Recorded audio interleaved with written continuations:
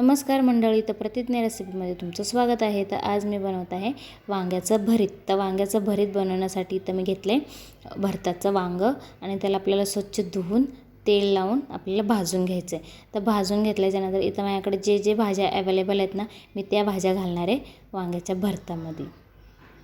तर इथं मी घेतले एक मोठा कांदा बारीक चिरून, त्यानंतर लसूण चिरून घेतले, लसणाची पात घेतली चिरून।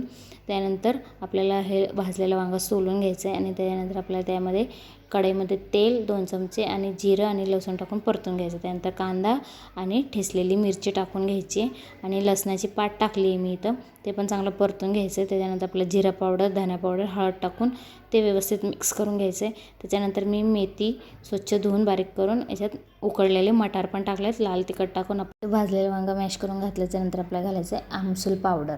आमसूल पावडर घालून आपल्याला वाफ काढून वरून तीळ घालायची।